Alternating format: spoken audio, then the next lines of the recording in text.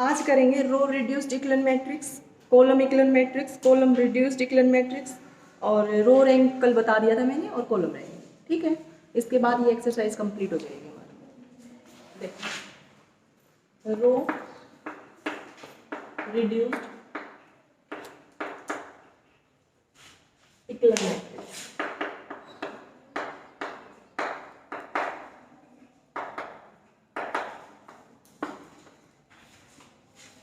रो reduced equivalent matrix, इसमें क्या होगा बच्चों, कोई भी एक मैट्रिक्स है ए, m क्रॉस n की ले सकते हैं, m क्रॉस n ऑर्डर की है। इस मैट्रिक्स को हम कहेंगे कि ये मैट्रिक्स रो रिड्यूस्ड इक्विवेलेंट फॉर्म में है या फिर रो रिड्यूस्ड इक्विवेलेंट मैट्रिक्स है अगर ये फॉलोइंग कंडीशंस को सेटिस्फाई करे। कंडीशन कौन कौन सी होंगी? तीनों कंडीशन तो जो रो इक्विवेलेंट फॉर्म की थी ना, तीन कंडीशन तो वो हो गई, एक कंडीशन और ऐड हो गई यहाँ पे। क्या ऐड हुई है कंडीशन? कि जिस भी कॉलम में पिवोट आएगा ना, जैसे ये लिखा मैंने 1 2 -1, यहाँ पे लिखा 0 1 0 0 0, ये लिख दिया मान लिया मैंने।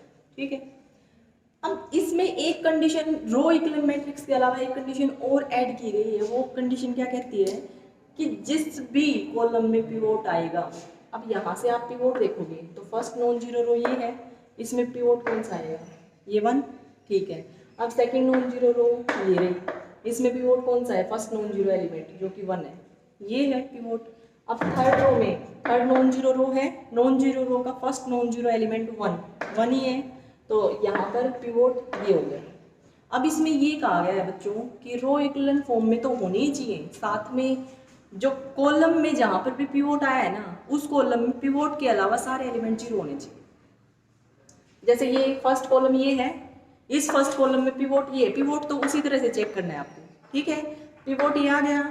अब इसके अलावा इस कॉलम में जितने भी एलिमेंट है वो सारे 0 होने चाहिए, तो ये 0 है, ये 0 है। ठीक है, अब यहाँ पे पिवोट ये है सेकंड कॉलम में ये आ चुका है ना पिवोट, तो इस कॉलम में इसके अलावा बाकी एलिमेंट 0 होने चाहिए। ये तो 0 है, ये 0 नहीं है, ये 0 नहीं है, तो इसको 0 बनाना पड़ेगा। कैसे बनाओगे? इस देखो 2 है तो -2 करोगे तो 0 हो जाएगा है ना, तो इसको -2 से मल्टीप्लाई करो और ऐड कर दो, या फिर 2 से मल्टीप्लाई करो और सब्ट्रैक्ट कर दो, बन गया 0। ठीक है, फिर उसके बाद यहाँ पे पिवोट ये है थर्ड कॉलम में। अब इस पिवोट के अलावा बाकी एलिमेंट 0 होने चाहिए, तो ये तो 0 है, इसको 0 बना देंगे। इसको 0 कैसे बनाओगे? इसको और इसको ऐड करके लिख दो। ठीक है ना, हाँ देखो 1 -1 0 बन जाएगा ना, यहाँ इसमें चेंज नहीं करेंगे ना बेटा, यहाँ पे चेंज करेंगे। मतलब जो ऑपरेशन लगाएंगे वो C3 पे लगाएंगे। C3 पे क्या ऑपरेशन लगाओगे? C3 + C1, ये ऑपरेशन लगाओगे। ठीक है, तो अब C3 क्या है? -1 0 1, और C1 क्या है? 1 0 0, ये है। जो भी चेंज होगा वो C3 में होगा, तो C3 में क्या आ जाएगा? 0 0, यहाँ पे 1।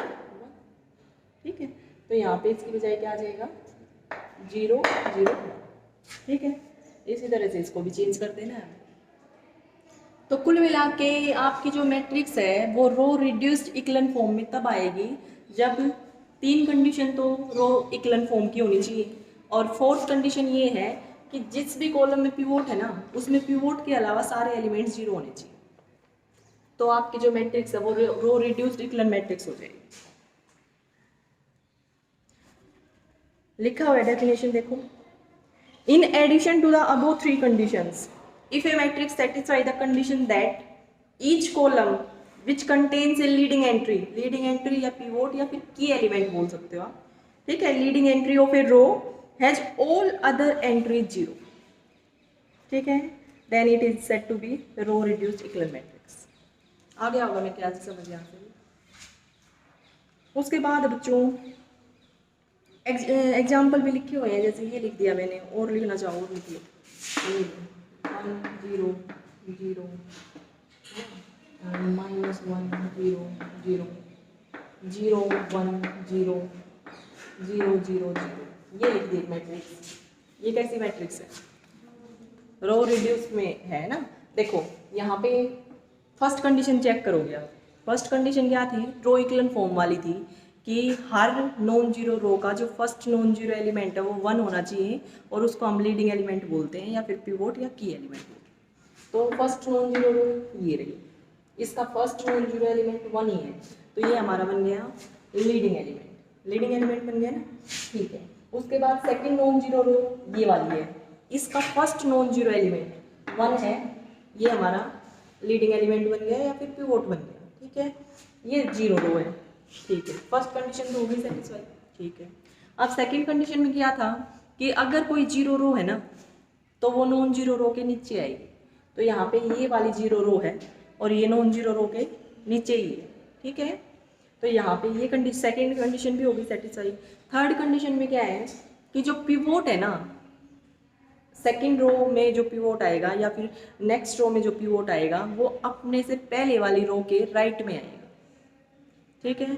तो यहाँ पे इस फर्स्ट रो में यहाँ पे पिवोट है, सेकंड रो में यहाँ पे है, तो इसके तो राइट में ही है ना, ठीक है। तो ये कंडीशन भी सेटिस्फाई है। उसके बाद इसमें एक कंडीशन और ऐड की गई है रो रिड्यूस्ड में। क्या कंडीशन है कि जिस भी कॉलम में पिवोट है, जैसे ये फर्स्ट कॉलम है इसमें पिवोट आया है, तो इसमें इसके अलावा बाकी एलिमेंट जीरो होने चाहिए। तो यहाँ पे ये दोनों जीरो हैं, ठीक है। उसके बाद यहाँ पे पिवोट थर्ड कॉलम में ना, तो थर्ड कॉलम में पिवोट के अलावा दोनों एलिमेंट जीरो है आपके, जीरो है, तो फोर्थ कंडीशन भी सेटिस्फाई। फोर्थ कंडीशन भी सेटिस्फाई होगी तो ये मैट्रिक्स जो है हमारी वो कैसी बन गई, रो रिड्यूस्ड इक्विवेलेंट मैट्रिक्स, ठीक है बच्चों। आगे है column equivalent matrix. Column equivalent matrix में क्या आ जाएगा, जो रो पे पढ़ रहे थे अभी तक रो इक्विवेलेंट मैट्रिक्स, अब की बार वो कॉलम पे पढ़ेंगे कॉलम इक्विवेलेंट मैट्रिक्स, और फिर आगे आ जाएगा कॉलम रिड्यूस्ड इक्विवेलेंट मैट्रिक्स, ठीक है।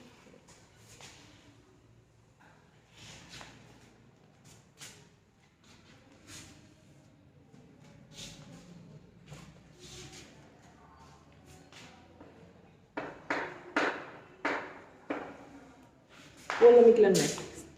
अब कॉलम इक्विवेलेंट मैट्रिक्स में क्या होगा बच्चों, तीन कंडीशन ही सेटिस्फाई करेगी जो भी मैट्रिक्स होगी। An M cross N matrix A is said to be column equivalent matrix if the following conditions are satisfied. First condition क्या है, the first non zero element in each non zero column. Row equivalent matrix में क्या था कि हर non zero रो में हम first non zero element देखते थे जो कि 1 होता था। यहाँ पे क्या हो जाएगा, रो की बजाय कॉलम हो जाएगा, ठीक है। मैट्रिक्स लिखी हमने 1 2 -4, ठीक है, 0 1 3 0 0, ये मैट्रिक्स लिखी थी। अब देखो फर्स्ट कंडीशन में क्या कहा गया है, कोई भी मैट्रिक्स कॉलम इक्विवेलेंट मैट्रिक्स बनेगी अगर वो तीन कंडीशंस को सेटिस्फाई करेगा। फर्स्ट कंडीशन में ये है कि जो भी नॉन जीरो कॉलम है ना आपका, उसका जो फर्स्ट नॉन जीरो एलिमेंट होगा वो 1 होगा और उसको हम लीडिंग एलिमेंट बोलेंगे। अब फर्स्ट नॉन जीरो कॉलम ये है, इसका फर्स्ट नॉन जीरो एलिमेंट ये है, 1 है, तो ये बन गया लीडिंग एलिमेंट फर्स्ट कॉलम का। उसके बाद सेकंड नॉन जीरो कॉलम ये रहा, सेकंड नॉन जीरो कॉलम में फर्स्ट नॉन जीरो एलिमेंट 1 है, ये क्या है, लीडिंग एलिमेंट हो गया सेकंड कॉलम का, ठीक है। उसके बाद थर्ड नॉन जीरो कॉलम ये, इसमें जो फर्स्ट नॉन जीरो एलिमेंट है ये 1 है, तो ये आपका थर्ड कॉलम का लीडिंग एलिमेंट है, ठीक है। फर्स्ट कंडीशन आ गई समझ। वहाँ पे रो इक्विवेलेंट मैट्रिक्स में क्या था कि हम फर्स्ट नॉन जीरो रो, सेकंड नॉन जीरो रो, थर्ड नॉन जीरो रो या नॉन जीरो रो का फर्स्ट नॉन जीरो एलिमेंट देखते थे। यहाँ पे हम क्या कर रहे हैं कि नॉन जीरो कॉलम का फर्स्ट नॉन जीरो एलिमेंट देख रहे हैं बस, क्योंकि कॉलम में इक्विवेलेंट मैट्रिक्स है। उसके बाद सेकंड है बच्चों, all zero columns if any are at the extreme right of the matrix. अगर कोई जीरो कॉलम है मैट्रिक्स में बन रहा है तो वो एक्सट्रीम राइट होगा मैट्रिक्स में, ठीक है। वहाँ पे रो में था तो रो में बिल्कुल नीचे था, क्योंकि रो को हम ऐसे देखते हैं ना, ये फर्स्ट ये सेकंड ये थर्ड है ना, तो यहाँ पे होता था बॉटम में। और इसमें क्या बोल दिया, क्योंकि हम कॉलम्स को ऐसे देखते हैं, ये फर्स्ट कॉलम ये सेकंड, तो यहाँ पर भी मतलब होगा तो कहाँ पे होगा, एक्सट्रीम राइट, ठीक है, तो अगर कोई जीरो कॉलम है मैट्रिक्स में बनेगा तो वो बिल्कुल राइट में हो। ठीक है, ये थी आपकी सेकंड कंडीशन। यहाँ पे तो है ही नहीं इस वाले केस में तो, और अगर मैं यहाँ पे बनाना चाहूँ तो ये जीरो लिख दिया मैंने। ठीक है, तो ये सेकंड कंडीशन भी होगी सेटिस्फाई कि अगर आपका जीरो कॉलम है तो वो राइट में ही, एक्सट्रीम राइट है। ठीक है, उसके बाद थर्ड कंडीशन है बच्चों, the number of zeros before the leading entry in each column.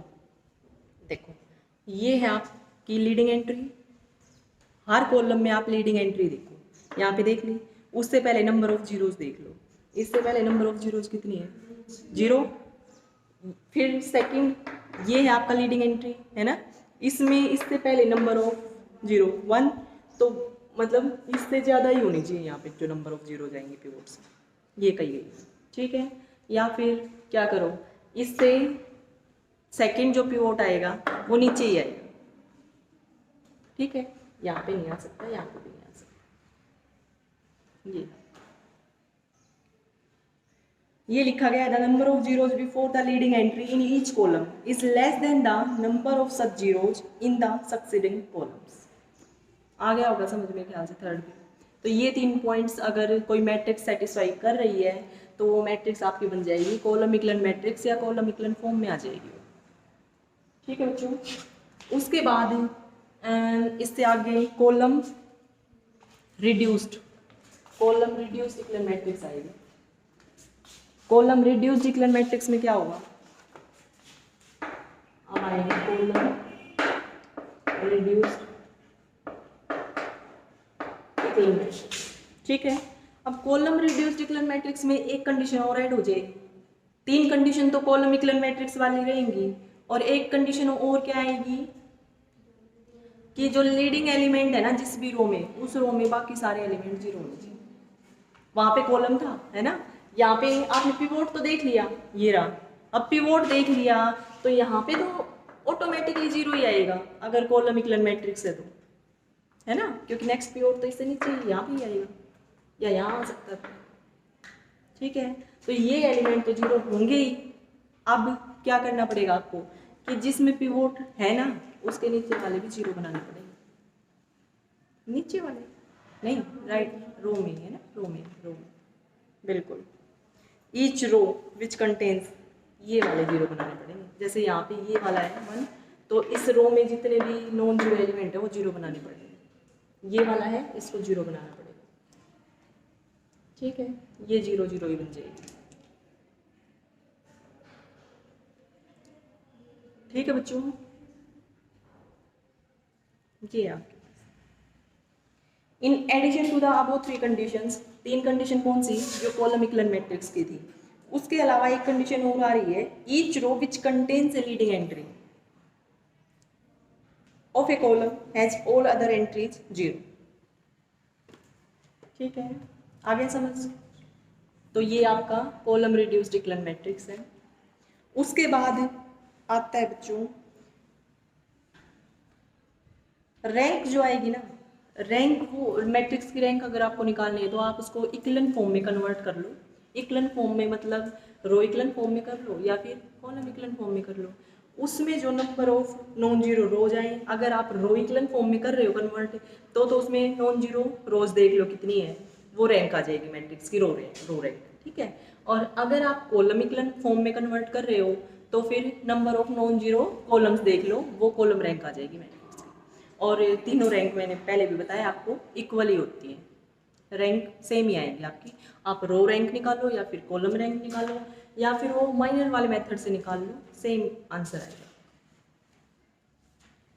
आगे डेफिनेशन लिखी हुई है, row rank, the number of non zero rows in row equivalent form of a matrix is called row rank of a, और उसको denote करते हैं हम इससे, इसका मतलब है रो रैंक ऑफ ए।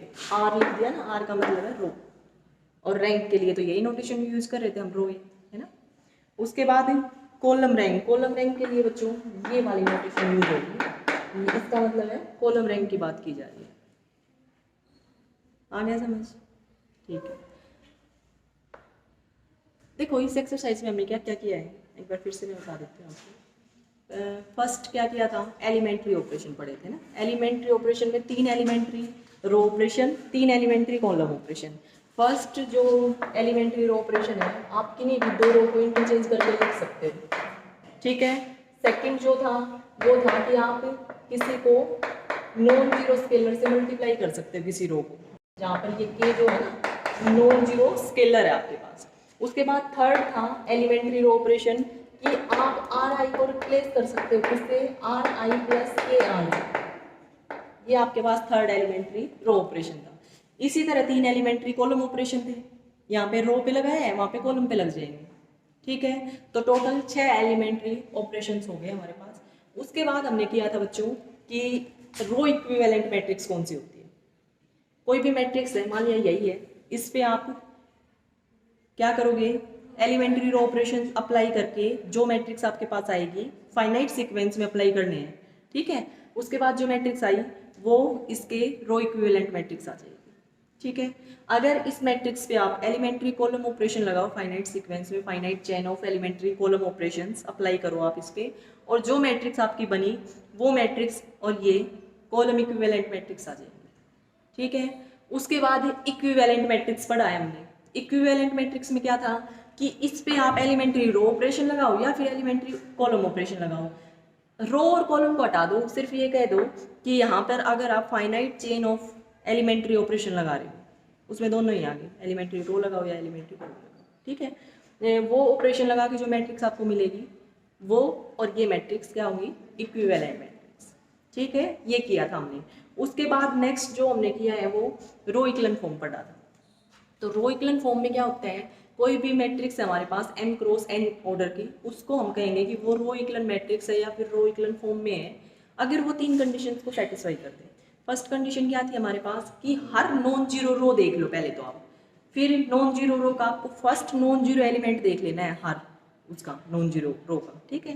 वो फर्स्ट नॉन जीरो एलिमेंट जो है वो 1 होना चाहिए, अगर 1 है तो ठीक है, नहीं है तो उसको 1 बना लेंगे एलिमेंट्री रो ऑपरेशन का यूज करके, ठीक है बच्चों। उसके बाद वो 1 आया ना जो, उसको हम क्या बोलते हैं, लीडिंग एलिमेंट, लीडिंग की एलिमेंट या फिर पिवोट, ठीक है। तो फर्स्ट कंडीशन आ गई सबको समझ। उसके बाद सेकंड कंडीशन ये है कि अगर कोई जीरो रो है मैट्रिक्स में तो वो बॉटम में मिलेगी आपको, ठीक है। और थर्ड आपके पास ये है कि मान लिया फर्स्ट रो है आपकी, तो फर्स्ट रो का जो पिवोट होगा ना, जब आप सेकंड रो का पिवोट निकालोगे तो वो फर्स्ट रो के पिवोट से राइट में आएगा, या फिर नंबर ऑफ जीरोज वाले उससे देख लेना, ठीक है।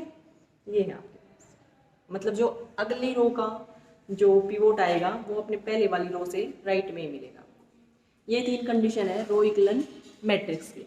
अगर कोई मैट्रिक्स इन तीनों कंडीशंस को सेटिस्फाई कर रही है तो हम बोल देंगे हमारी मैट्रिक्स क्या है, रो इक्विवेलेंट फॉर्म में है, ठीक है। उसके बाद आज हमने किया है रो रिड्यूस्ड इक्विवेलेंट फॉर्म।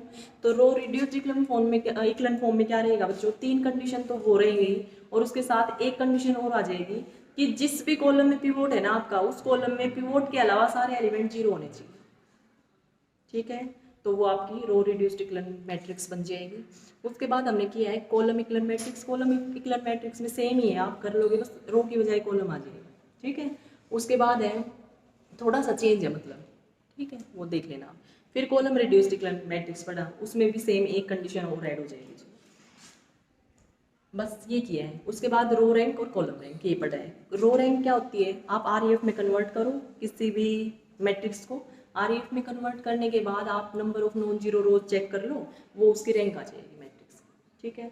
फिर अगर कोई मैट्रिक्स है, अगर आप कॉलम रैंक निकालना चाह रहे हो तो कॉलम रैंक कैसे निकलेगी, कोई भी मैट्रिक्स गिवन है उसको आप सीईएफ में कन्वर्ट करो, कॉलम इक्विवेलेंट फॉर्म में कन्वर्ट करो, वहाँ पे जो जितने number of non zero column आएंगे वो उसकी रैंक आ जाएगी, ठीक है। ये था हमारी एक्सरसाइज 2.2 का बेसिक जो भी था।